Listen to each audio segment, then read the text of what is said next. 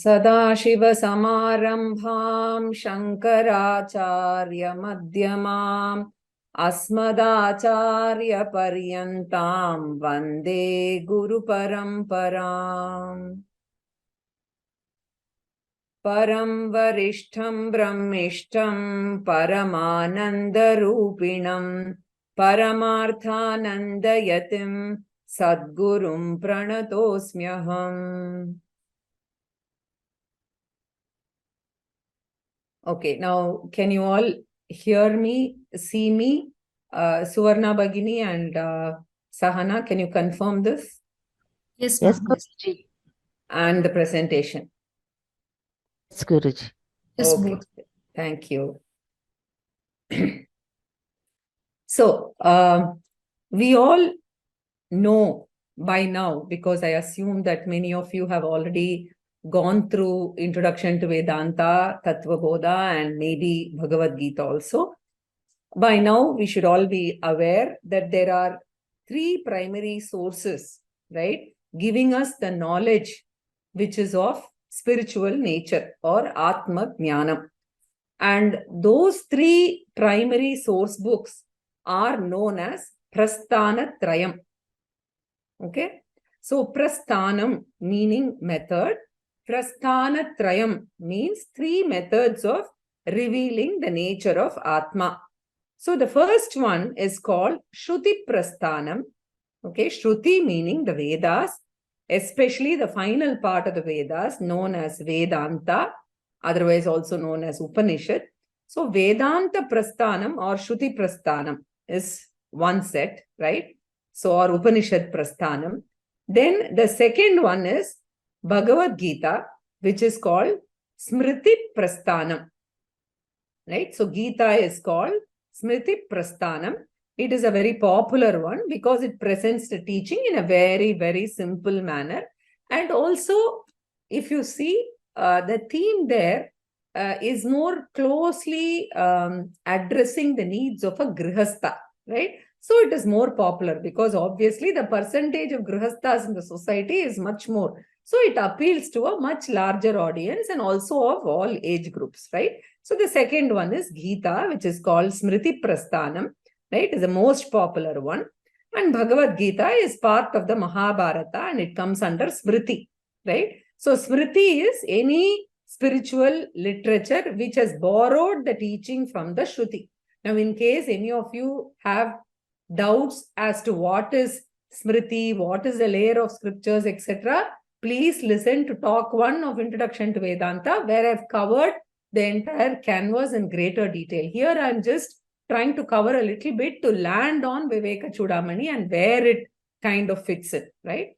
So, it does not have an original teaching of its own, Smriti, and it is completely borrowed or is based on Shruti. And then the third one, right, is Jnana Prasthanam in the form of Brahma Sutra.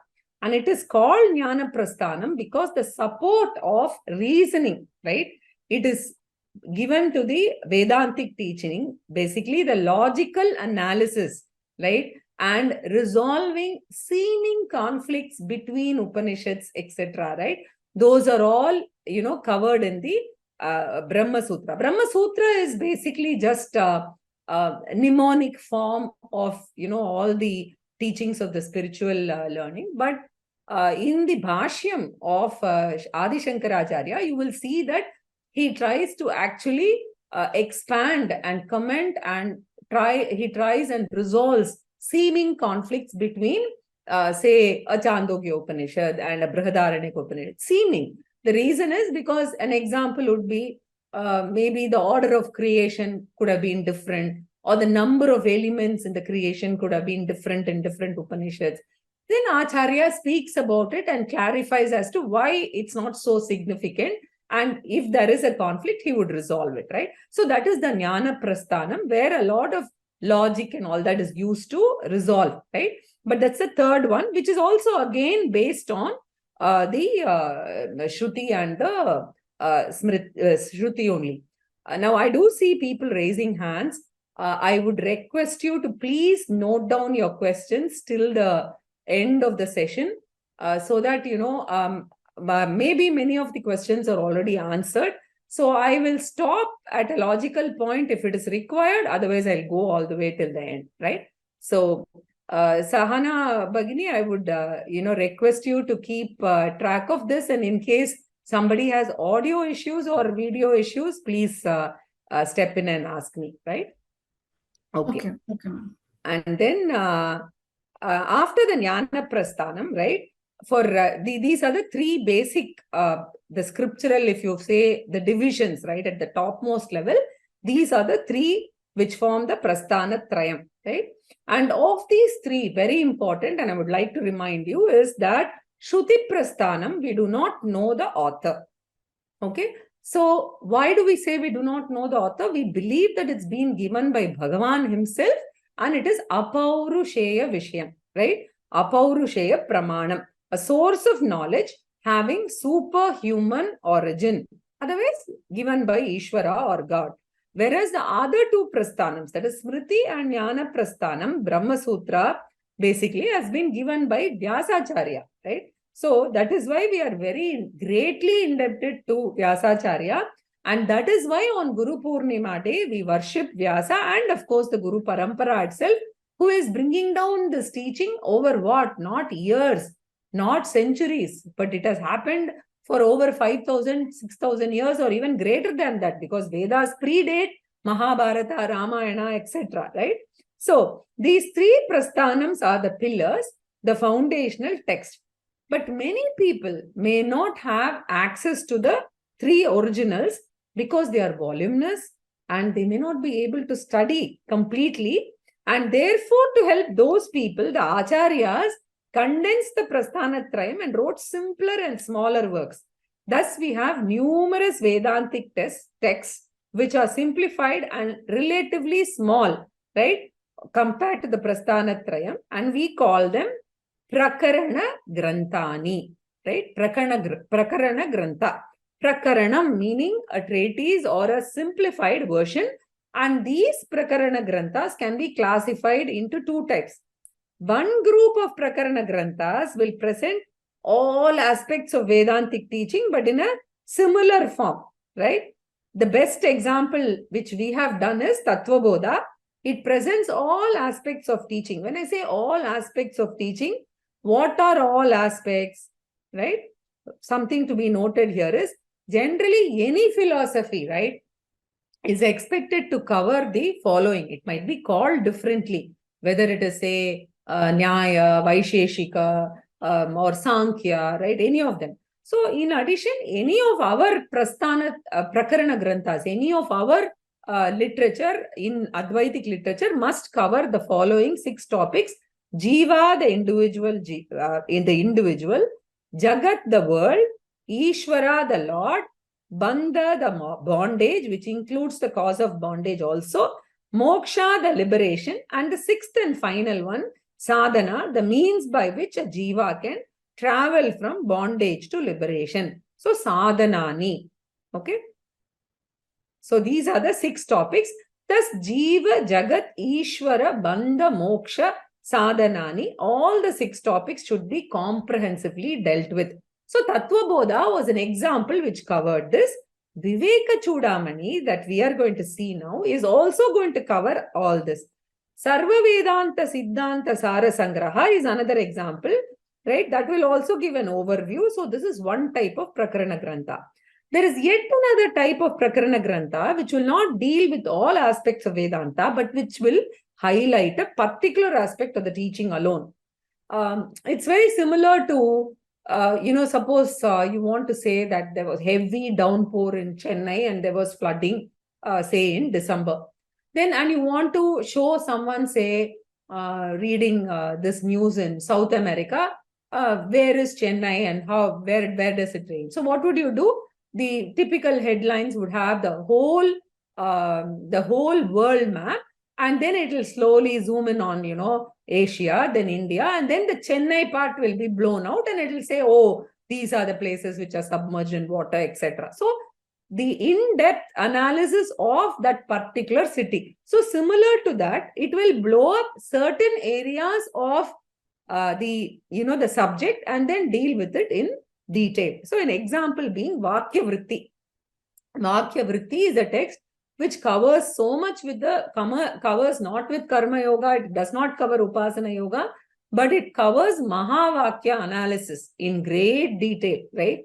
Tatpada Vichara, Tvampada Vichara. We will see this when the time permits, even in Vivekachudamani, we will see. And the detail of the Aikyam, etc., the Lakshyartha, the Vachyartha, all these, right?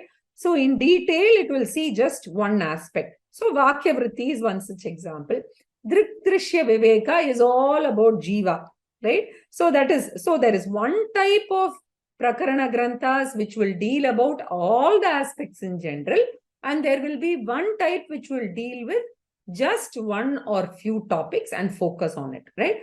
But the commonality of all these Prakarana Granthas is, unlike, say, the Gita and the Upanishads, where different ideas are strewn all over, the books, the chapters, etc., because it is apaurusheyam, or it is being given by Bhagavan, or it is like Vyasacharya has written it. It is all over.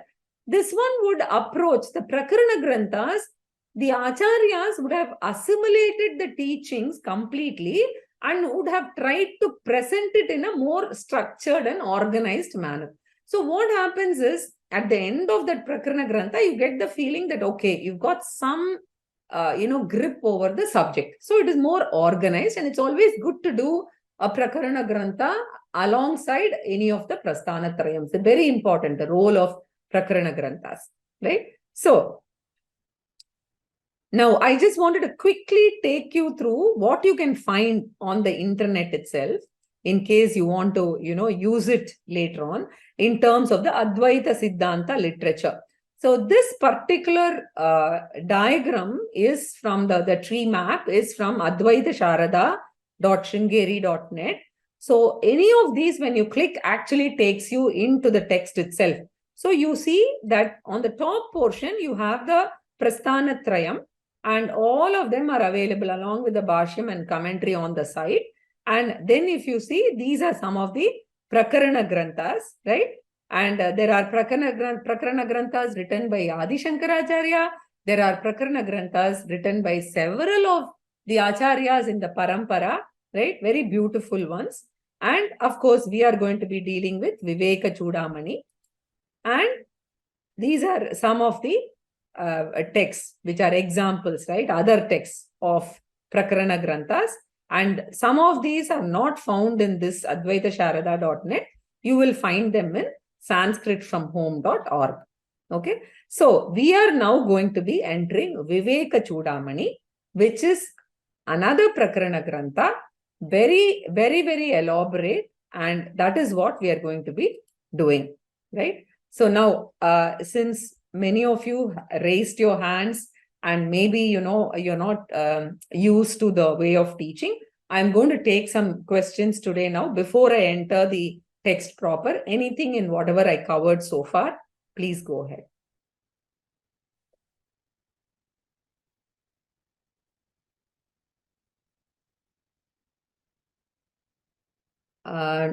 Okay, Dr. Chirag Parikh, go ahead.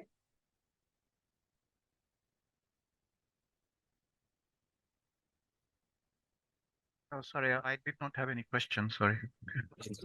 Okay. Sridhar Bhatt. Namaskar, madam. Namaskar. My humble request. I request you to give this PDF in Devanagari also, madam. Thank you. It is going to be in, instead of English, it will be yeah. It will be a mix of English and Sanskritam. Okay. The verses will be in Sanskritam, the Anvayam will be in Sanskritam. Okay. Let me see how much to have in Sanskritam also. Okay, I'll take that feedback. Please, madam. Thank you. Sure. Veena Bhagini.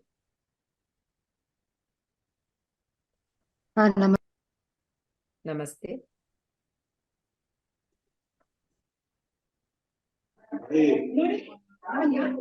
Can't hear you. Okay. Punch, somebody. Namaste, Didi. Can you hear me? Go ahead, Veena. Didi, how many sessions will be conducted for this course? I'm not exactly sure, but I think definitely it will be more than 25. Okay. Okay. Okay. And it will be weekly, Didi? Yes, it will be weekly and on Sundays. Okay, Didi. Namaste, Didi. Dhanyavad. Punch. My name is Panchanadham Swaminathan. Punch is Panchanathan what they say. Swaminathan. Okay. Right. Good. Now,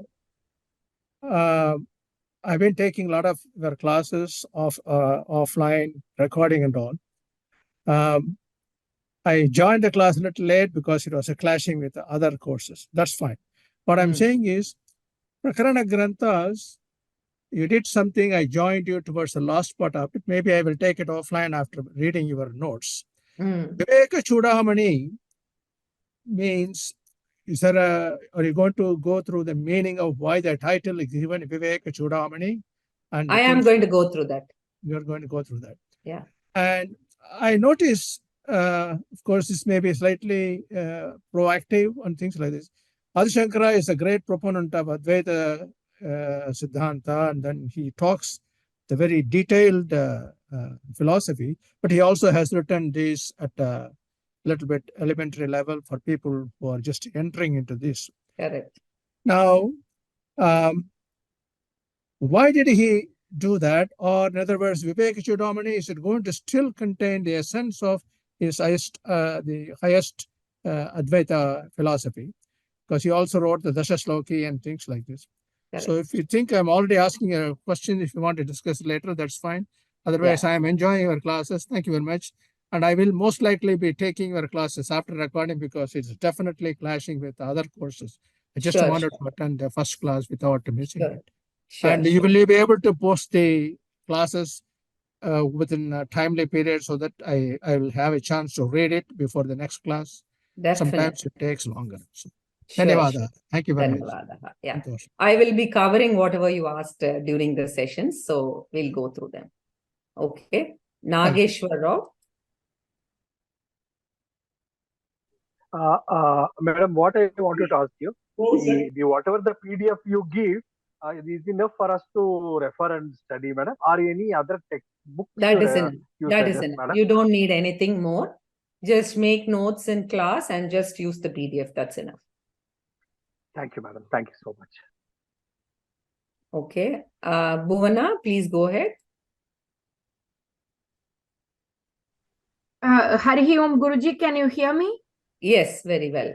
Okay, so my question is not regarding this class, but the Zoom. How do I, because I don't see the mute, unmute, it automatically comes. Now only I'm seeing. How does it work? Because will the video be there, audio? How do I control it? Sahana, can you speak up, please? Yes, ma'am. Bhagini, namaste, Bhagini. Namaste. Intentionally, we have, as this is a webinar, that is how it works. To avoid disturbances in between the classes. So it is there. Only the teacher will ask you or allow you to talk. Then only you'll get mute or unmute button. Unless the screen will be, Zoom will be same without any mute or start audio option. Okay, so the unmute will happen only when I raise my hand, and yes. When you raise your hand, I will know and I can unmute you. Okay, yes. Okay. Dhanyavada Guruji, Dhanyavada Bhagini. Thank you. Okay, I think okay, Veda Mirle.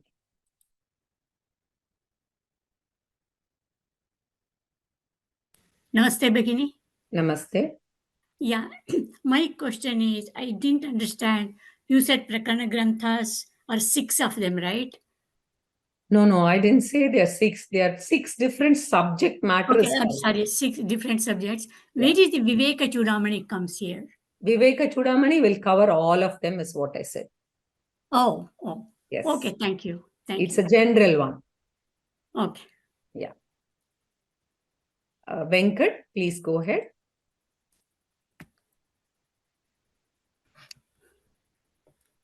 It's fine. Let us start the session. I am fond of listening to you. Great. Thank you. So I'm just going to start now. Okay. So now coming to the text per se. So I just mentioned that Vivekachudamani is one of the Prakarana Granthas and it covers all the 6 topics. Jiva, Ishvara, right? The sadhanas, everything. So we are now going to take up this Vivekachudamani, but we are going to do only select 108 verses. The original Vivekachudamani is a fairly big work consisting of 580 verses. Of these, Swamiji has picked up 108 verses for our study, which covers all the 6 without losing too much of, subject matter, but crisp and neat, and we can cover it in some stipulated time. So the title of this work is Vivekachudamani. The word Chudamani means an ornament for the head, right? So Chuda means head, Manihi means a gem or a jewel. So crest jewel or head ornament is Chudamani. It is not often worn these days, right? But when you see a dance performance or a bride, right, then you see them wearing that Chudamani. And the word is very famous in Valmiki Ramayana, where Sita gives her Chudamani to Anjaneya to be shown to Rama as a token of proof that Anjaneya has met Sita, right? So Sita gives her Chudamani, and in fact, Chudamani Pradhanam is a very well-known staged drama of the Valmiki Ramayana, even in Kalakshetra, the dance drama, right? Chudamani Pradhanam. So we are using the word here for Vivekaha. So Vivekaha means discrimination. Now, what is Vivekaha? Where does it fit in? I hope that you have revised Tattva Bodha and Introduction to Vedanta at the very beginning, right? So if you have gone through that, then you will remember that Vivekaha is very, very important, discrimination. And it is an important qualification required for the spiritual seeker. So the entire spiritual sadhana consists of 2 stages. In the first stage, it is just karma yoga, right? So it requires viveka between dharma and adharma, right? In your karma yoga journey, a karma yogi has to take to a lifestyle of dharma, avoiding adharma. Therefore, a karma yogi needs viveka between dharma and adharma. Once he has got the requisite qualifications, he has to go to Jnana Yoga, which also requires Viveka, the discrimination between Atma and Anatma. So the real I and the false I. Thus, Jnana Yoga involves Atma, Anatma, Viveka. Karma Yoga involves Dharma, Adharma, Viveka. This means the entire spiritual journey is compared basically to the spiritual journey is requires, not compared, requires discrimination or discretion or discernment between dharma, adharma or atma, anatma. And therefore, viveka, that discrimination, that qualification is compared to a chudamani, a crest jewel. Here it is not a physical ornament that is used on the head, but it is an inner ornament, one that is required within the head, not just for women, but for any spiritual seeker. Therefore, it is appropriately called Vivekachudamani, the crest jewel of discrimination, which leads the seeker to liberation, right? So the importance of Viveka is thus indicated right up front in the title of the book, Vivekachudamani. So with this background, we will now enter into the text proper, and no further elaborate introduction is needed because the text itself gets into introduction and it covers everything. Just be a little patient. Gradually, the build-up will happen. And since you have all already gone through Introduction to Vedanta and Tattva Bodha, it shouldn't be difficult at all to catch up, right? So very beautifully, Acharya himself covers all the basic things once again, right? So we will get the details there. So we will now enter into the verse proper. The first one is Mangala Charanam, an auspicious invocation for the sake of successful completion of this work, right? So we will read the verse. I will chant and Suvarna Bhagini will repeat after me. You can all repeat it at your place.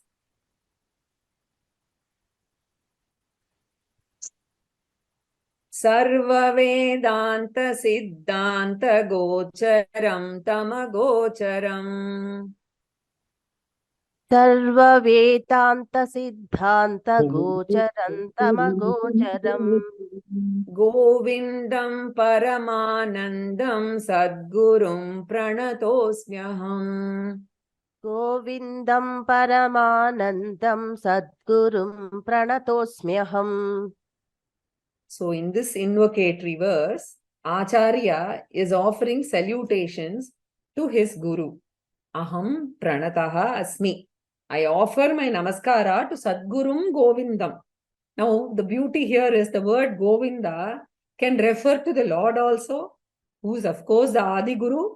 And Govinda also happens to be the name of Shankaracharya, Adi Shankaracharya's own Guru, Govinda Bhagavat Padaha.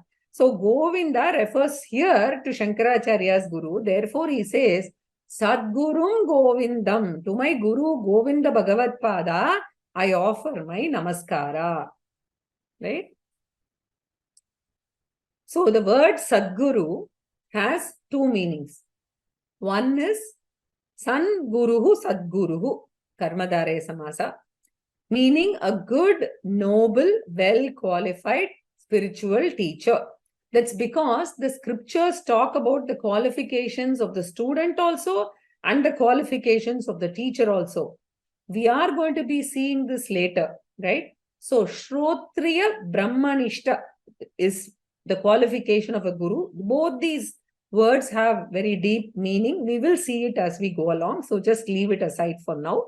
So, these are the two qualifications of a guru, and whichever guru has these qualifications is called a Sadguru or a well-qualified guru, Sadguruhu. So, this is one meaning. The second meaning is Sataha Brahmanaha Upadeshta, right? So, one who teaches, Grinati Upadishati, is a Guruhu, right? And a teacher of what? Sat. So, the word Sat means Brahman.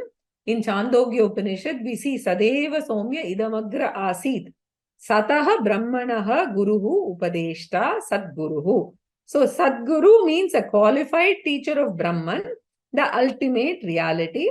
Thus, a qualified spiritual teacher is called Sadguru, and his name is Govinda Bhagavat Pada. I offer namaskara to this Guru, seeking his Guru for the completion, seeking his grace for the completion of this text. And even though superficially looking, the Guru is a human being, the real nature of every living being, and especially the Guru, is none other than Brahman or Atma itself. That is what we are going to see. So, though the Shankaracharya indicates, right, basically, what is he trying to indicate through this, right? He is externally saying, right, Govindam, his Guru, etc. But he is trying to indicate the essence of the teaching, that is, the essential nature of everyone, including ourselves and our Guru, is Atma or self. Therefore, Shankaracharya says, I offer namaskara to my Guru, who is physically Govinda Bhagavat Pada, but really speaking, he is none other than Atma or Brahman itself. Now the question is, what is the nature of Atma or Brahman? Right? So that is described in 3 other words. Right? So up to this, the meaning of Guru is what we take as the literal meaning, Vachyartha. Now the implied meaning or Lakshyartha of Guru, he is Sarva Vedanta Siddhanta Gocharam. So Guru is none other than Brahman or Atma, which is revealed or knowable only through the teaching of the Upanishad. Gocharam means revealed or knowable, right? Through the Vedas, the Vedic scriptures, and Vedanta or Vedantaha means the final part of the scriptures. So the scriptural portion of the Veda, which is Vedanta, which is otherwise called Upanishad. So Sarva Vedanta means the spiritual portion of the Vedic scriptures, and Siddhanta, the central teaching of the Vedic scriptures. So what is the bottom line? Sarva Vedanta Siddhanta Gocharam means that which is revealed through the central teaching of all the Upanishads. That is none other than Brahman or Atma. So my Guru is none other than Brahman, which Brahman is knowable only through the teachings of the Upanishad. And because of that reason, Brahman or Atma is called Upanishadam Brahma or Upanishada Purushaha. That which is knowable only through Vedanta. And then Tam Agocharam.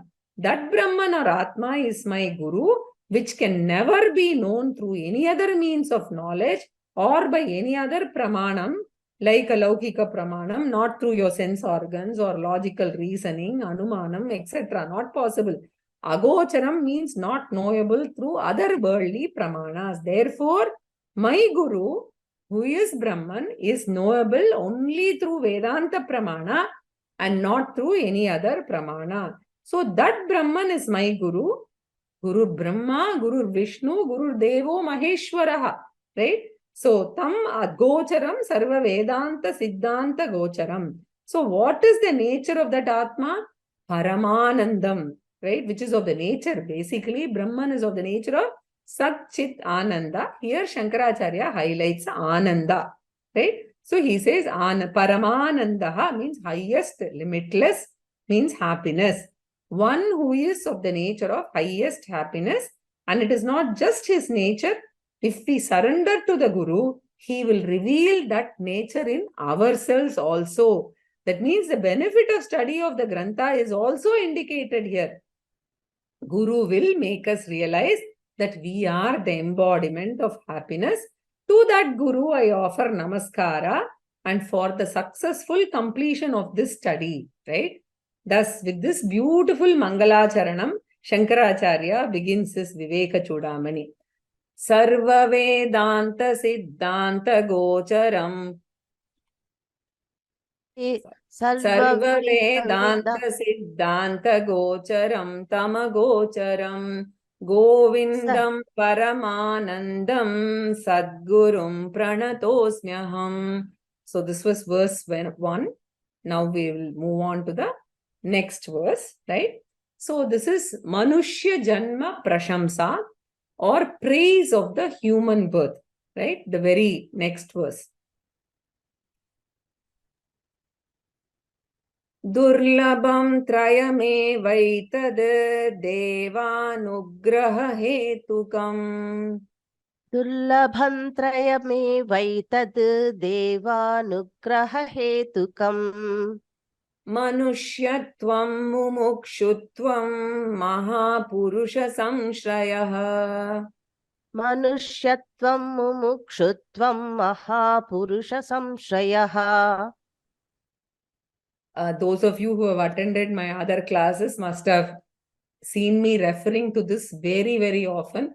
Very significant and important verse, right? So just so that you understand, this is verse 2 in our 108 verses, and it is verse number 3 in the original text, right? So I won't be telling this after this class, but just whatever follows the main number is the one that you will find in the main text, right? So verse 2 is our 108.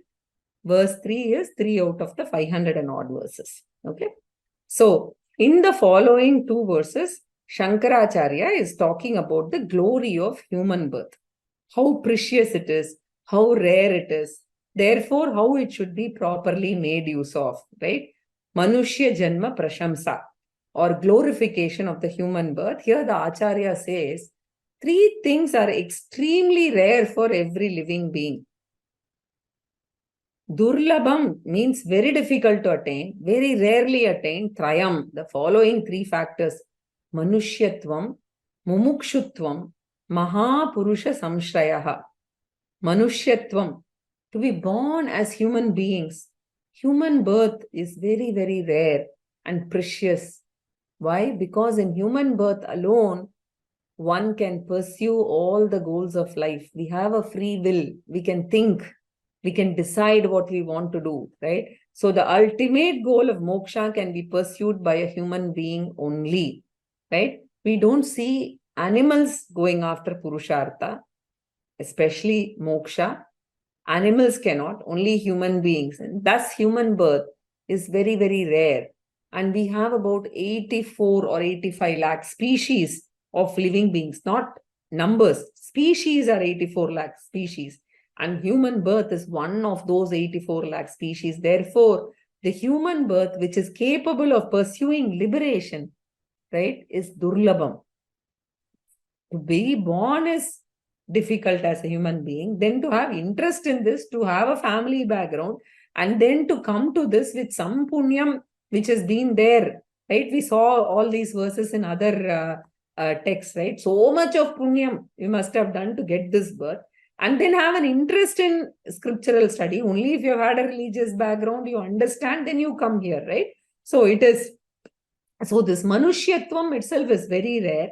And then in the human birth, the next rarer thing or rarest of the rarest is mumukshutvam, the desire for moksha, because by chance maybe 50%, 60% of humanity may be religious. They will be so bogged down in the scriptural, the rituals, right? And, you know, they will be all the time doing something or the other than their, you know, other purusharthas and working and earning. They will be busy in the religious pursuit that the desire for moksha itself may not come. So that is extremely rare. So according to scriptures, a human being can have 4 types of purushartha, like kama, right, artha, dharma, or you should say in order if you want to say artha, which is absolutely grossest level, then kama, which is, you know, the sensory pleasures or enjoyment, dharma, which is, you know, punyam, whatever you do for acquiring punyam, which is the religious aspects. Then, of course, the 4th one, right, which is the last one, is moksha. So by the time you finish all this, there's hardly any time for moksha, which is the parama purushartha, the most important, and it's the only goal.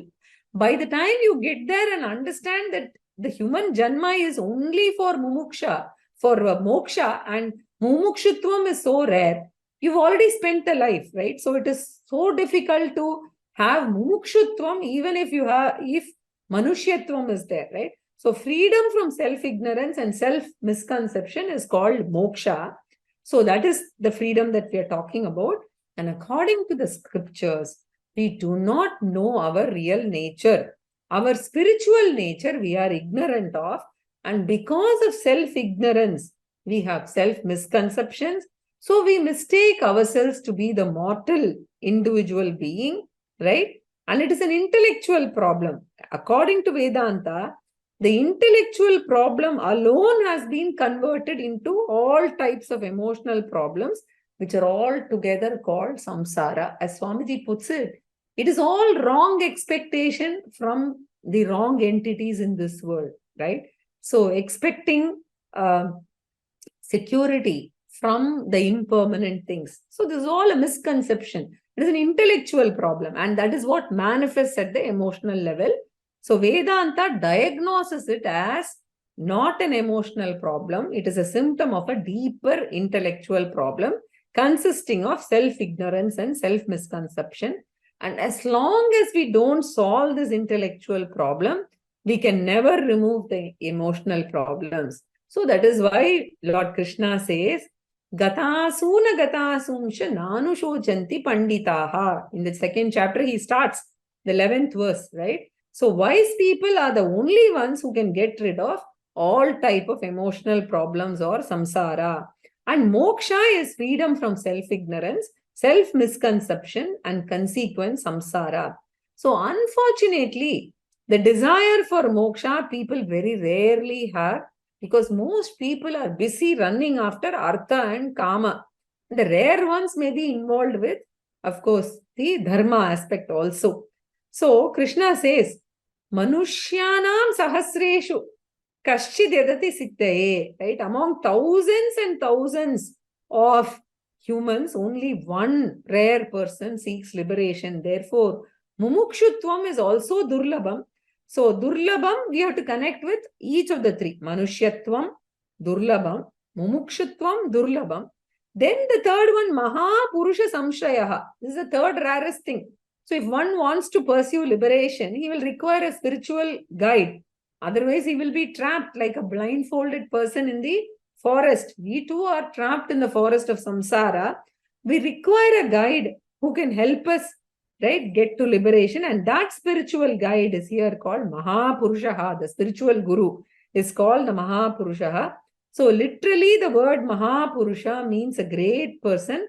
And in this context, a great person who is capable of guiding, leading and taking us to moksha. Not after death, but in this very life itself, here and now. So samshrayaha means shelter or support or guidance. So the guidance of a competent spiritual guide is the third rarest thing, right? So durlabam manushyatvam mumukshutvam mahapurusha samshayaha. Thus the human birth is rare, spiritual seeking is rarer, and getting a spiritual guide is rarest. And if these three are possible, right, only under one condition, and that condition is we used to study necessary and sufficient conditions, etc., right, in physics. So here, what is the condition? Trayameva etat deva anugraha hetukam. So deva anugraha hetukam eva. So anugraha means grace, hetukam means caused by deva anugraha. Deva anugraha. Only if God's grace is there, we will get these three blessings. Now, then the next question will be, God will give his grace on what condition? Right? Will God give his grace to anyone and everyone at random? Right? Or does God also have raga and dvesha and say, oh, I like him, I like her? Right? What is the basis for Ishvara Anugraha? So the basis is we should deserve the grace of Ishvara. So God gives his grace only to the deserving ones. That means if we need Ishvara's grace, we should deserve it. We should tap Ishvara's grace. For that, we should do spiritual punyam. So, which is karma yoga described in the Shastra. So, a karma yogi will acquire spiritual punyam by which he will deserve the grace of the Lord. Through that, he will have manushyatvam, mumukshutvam, and mahapurusha samshayaha. Of course, manushyatvam we already have. So, we now require Bhagavan's grace for mumukshutvam and mahapurusha samshayaha. Karma yoga will give these two. So then we will be the luckiest of the living beings, right? So the important thing is using the guidance of Mahapurusha, we should acquire moksha in this janma, right? This is the message of this extremely important shloka, right? So we'll now proceed to the next shloka, which is also connected to the same subject, right? Labdva katanchinnara-janma durlabham. Labdva katanchinnara-janma durlabham. Tatrapi pumstvam shruti-paradarshanam. Tatrapi pumstvam shruti-paradarshanam. Yasmatma-muktyena yateta mudhadhihi. Yasvatma-muktyena yateta mudadhihi.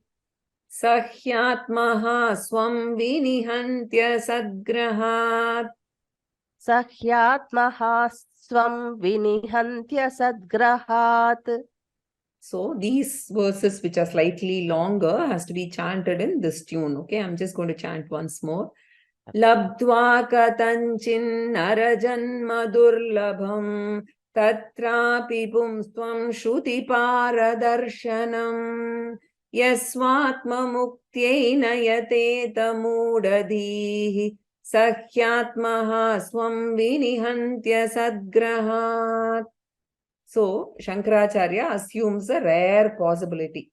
Suppose a person has got all these three blessings because of Bhagavan's grace. All these three, right, he has got, and he is born a human being. He's got mumukshutvam, and to some extent he has come to the Mahapurusha Samshayaha also. There are Mahatmas also available around him. That means he's born in a culture in which spirituality is there and spiritual guides are there. Suppose in spite of all these advantages, he doesn't make use of these, right, and gain liberation in this Janma itself, then it will be a huge loss of all these advantages. And such a person must be the greatest fool. literally the highest, like Nobel Prize for foolishness, we should award to such a person who doesn't make use of this rare advantage, right, which is on hand, right? So it is an indirect criticism or condemnation of all those people who have not made use of the available grace of God. And Shankaracharya talks about such a person who has attained all these advantages, right? So, katanchit durlabam narajanma labdva tatra api pumsvam shrutipara darshanam, right? So, labdva means labdamastu. Let us assume that he has already attained these advantages, right? Katanchit narajanma labdamastu. Let us assume that the rare human birth has been attained somehow because of some punyam in the past birth he has done and he has got it, right? Tatrapi pumstvam, a controversial expression here. The word pumstvam means purushatvam, right? So a male human being. In this context, puman means a male human being and pumstvam means maleness of human being. Let us assume that the human being has got an advantage of being a male, right? Now there can be a controversy around this because does it mean that females are disadvantaged and they won't be able to go through the scriptural teachings at all? No. There is a reason why Acharya says that. It appears that Acharya says that, but we should read it this way. How should we read it? The spiritual pursuit is purely an internal pursuit, right? Physical body has nothing to do with it. So whether it is a male body or a female body, doesn't matter at all. Our mind, our intellect, our sukshma shariram matters more in the inward journey rather than physical attributes. So in Vedantic context, maleness of Purushatvam should not be taken in the literal sense, but it should be taken as referring to certain internal qualifications. And the certain advantages or internal qualifications, nothing but emotional strength, right? Freedom from emotional weakness is very important. So emotional strength, emotional independence or emotional courage, right? Freedom from emotional attachment, because all scriptures, especially Bhagavad Gita, right, declares raga or emotional attachment as a very big obstacle in the spiritual journey, right? So if that person is overly attached to people and things, especially attachment to family, spouse, children, grandchildren, then it can be a very big obstacle to attain or realize the benefit of this knowledge.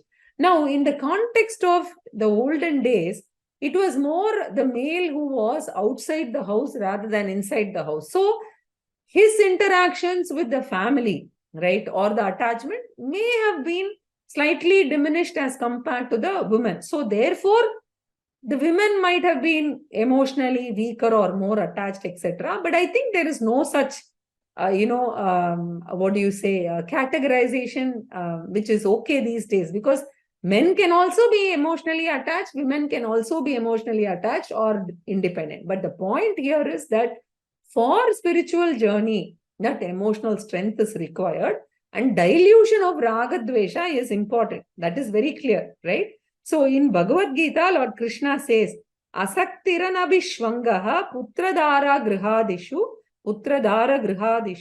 nityam cha samachittatvam ishtanishtopa-pattishu. So don't get over-attached to children, spouse, etc. Over-attachment or emotional slavery will create problem, right? So that is what is mentioned here. And as long as we have love, which does not cloud dharma and adharma, and we have that viveka and atma aneka viveka is there, love is safe, right? So this emotional attachment is an obstacle. Therefore, pumstvam, we should translate as emotional independence, right? So assume that the person has emotional courage, emotional strength, and Shruti Paradarshanam. Let us assume that this human being is born in a culture which knows the value of moksha, right? The Bhagavad Gita uses the word Tad Vijnanartha Darshanam, right? In 13:11, and of course, in chapter 13, 12th verse, Adhyatma Jnana Nityatvam Tattva Jnanartha Darshanam, right? Tattva Jnanartha Darshanam. Because a person who's born in some other culture will not know, right, what is moksha or self-knowledge at all. So Shruti Para means the shore of the Veda. Shruti means Veda. So Shruti Para means the ultimate destination of the Vedic teaching, which is what? Which is the Vedanta, the main scriptural part.